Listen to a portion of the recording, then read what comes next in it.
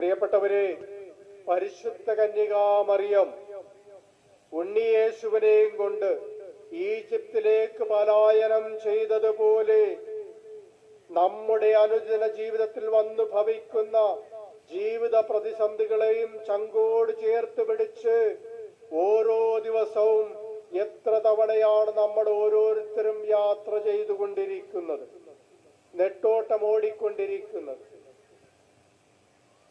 മറിയത്തിന്റെ രണ്ടാമത്തെ വ്യാകുലം എന്ന് പറയുന്നത് നമ്മുടെ വ്യാകുലം തന്നെയാണ്. ഓരോ അപ്പനും ഓരോ അമ്മയും ഓരോ രക്ഷിതാക്കളും തങ്ങളുടെ മക്കളെ പോറ്റി വളർത്തി വലുതാക്കുവാൻ, ഈ ലോകത്തിന്റെ ശത്രുകരങ്ങളിൽ വീണു പോകാതിരിക്കാൻ നെഞ്ചിൽ നെരുപ്പോടുമായി ഓടി നടക്കുന്നവർ ഓരോ വീട്ടിലുമുണ്ട്, ഇല്ലേ? ഉണ്ട്.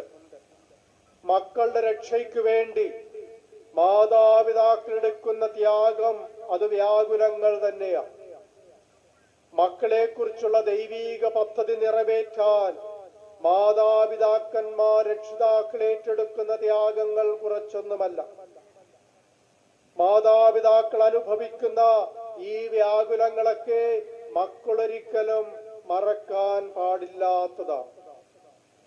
കുഞ്ഞുങ്ങളെ വിദ്യാലയത്തിലേക്ക് പറഞ്ഞയക്കുമ്പോൾ, അവരെ കോളേജിലേക്ക് യാത്ര അയക്കുമ്പോൾ, അന്യ സംസ്ഥാനങ്ങളിൽ അഡ്മിഷൻ എടുത്ത് അവർ ഉപരിപഠനത്തിന് വേണ്ടി പോകുമ്പോൾ അമ്മമാരുടെയും അപ്പന്മാരുടെയും ഒക്കെ ഉള്ളിലും ഒരു പിടച്ചിലുണ്ട്, ഇല്ലേ?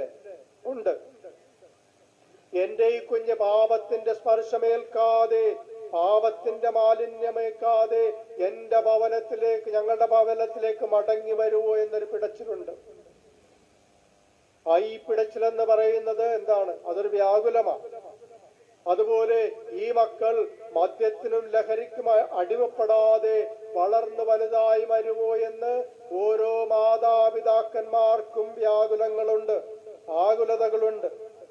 തെറ്റായ കൂട്ടുകെട്ടിൽ ചെന്ന് വീഴാതെ ഈ മക്കളൊക്കെ വിശുദ്ധിയിൽ വളരുമോ എന്ന് അവരാകുലപ്പെടാറുണ്ട്. പരിചയമില്ലാത്ത സ്ഥലങ്ങളിൽ ചെന്നുപെടുമ്പോൾ വിശ്വാസത്തിൽ നിന്ന് വ്യതിചലിച്ച് അവർ ദൈവത്തെ മറക്കുമോ എന്നൊക്കെയുള്ളത് മാതാപിതാക്കന്മാരുടെ ആകുലതകളാണ്, വ്യാകുലങ്ങളാണ്.